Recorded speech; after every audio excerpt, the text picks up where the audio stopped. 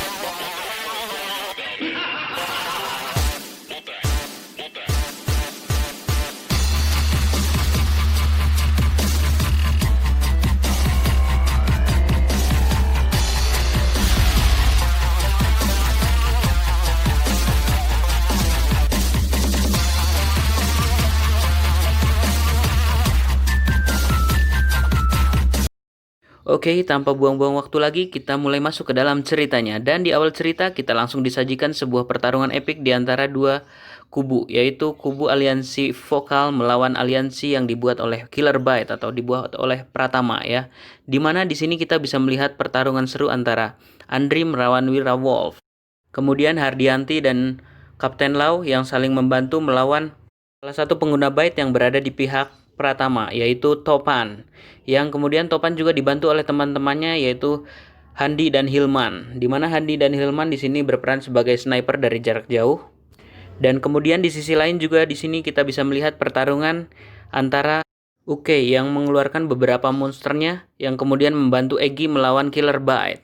Dan tidak terhindarkan pula bentrokan antara polisi yang dibantu oleh Iwanman dan Oktaviani untuk melawan para preman bayaran yang merupakan bekas anggota dari Purple Crow. Preman-preman bayaran ini merupakan preman yang dibayar oleh Killer Byte yang saat ini membantu mereka untuk melancarkan rencana mereka untuk menyerang anggota Vokal.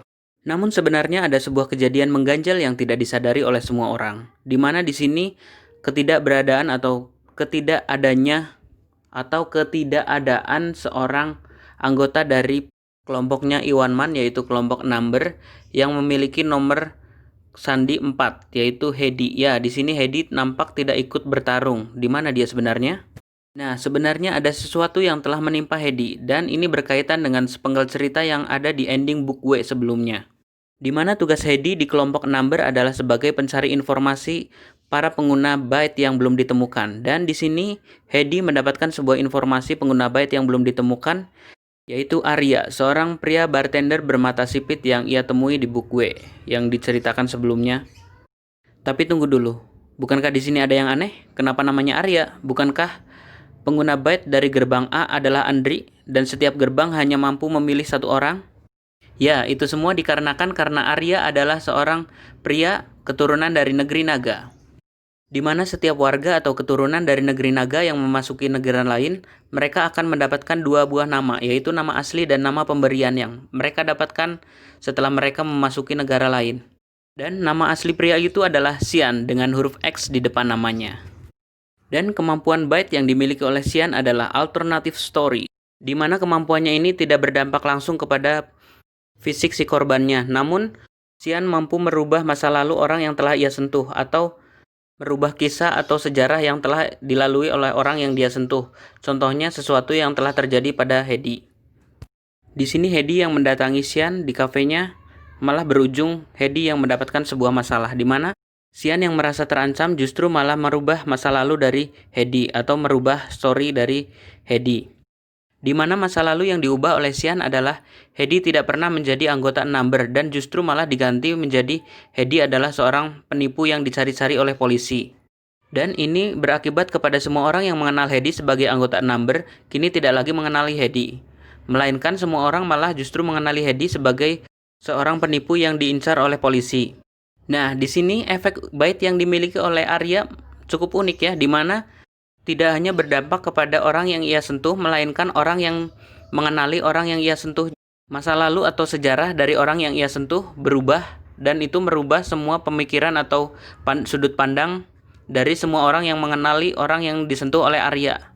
Ya pokoknya begitulah penjelasannya, kalian bisa mengerti sendiri atau kalian pikirin sendiri. Intinya kemampuan bait yang dimiliki oleh Xian ini mampu menciptakan sebuah alternatif story atau cerita yang alternatif yang sebenarnya tidak terjadi di masa lalu tapi sekarang menjadi terjadi atau diakui sebagai kejadian yang sebenarnya. Namun berbeda dengan orang-orang yang mengenali Hedy, Hedy sendiri tidak merasakan apa-apa, bahkan ingatannya juga tidak berubah. Namun, itu justru menjadi dilema tersendiri yang harus ditanggung oleh Hedy. Nah, lalu di sini timbullah sebuah pertanyaan di mana kenapa si Xian ini merasa terancam oleh Hedy. Dan ini disebabkan oleh Xian yang sudah banyak melakukan alternatif story kepada orang lain. Dan itu dia lakukan untuk melindungi sebuah kelompok rahasia yang dimana anggotanya adalah orang-orang yang sering sekali memangsa orang lain atau seperti seorang kanibal ya. Dan di sini pun sering diceritakan sering terjadinya bentrokan di hatinya Xian, di mana dia harus melindungi anggota dari kelompoknya, namun dia juga tidak tega untuk mengorbankan orang-orang sebagai tumbal. Dan kemudian kini pun cerita berpindah kembali kepada situasi di mana setelah pasca pertarungan antara anggota Killer Bite dan juga anggota Vyokal. Di mana di sini pertarungan sudah berakhir dan banyaknya jatuh korban dari kelompok Purple Crow. Dan juga di sini Topan yang berhasil kabur ternyata sudah membawa bukti-bukti di mana kejahatan dari Priambodo. Nah, jadi sampai di sini kita sendiri masih belum tahu ya sebenarnya apa yang direncanakan si Killer Bite. Apakah sebenarnya si Killer Bite ini punya tujuan baik karena dilihat dari banyaknya korban justru yang jatuh itu kroco-kroco jahatnya ya. Jadi sebenarnya kayaknya si Killer Bite ini ingin membersihkan sesuatu. Dan bahkan Topan pun kini sudah mendapatkan bukti untuk menjatuhkan Priambodo dari jabatannya. Nah, cukup sampai di sini dulu cerita spoilernya. Buat yang masih penasaran dengan ceritanya, dibeli aja bukunya, dibaca bukunya. Sampai jumpa di cerita-cerita berikutnya. Bye-bye.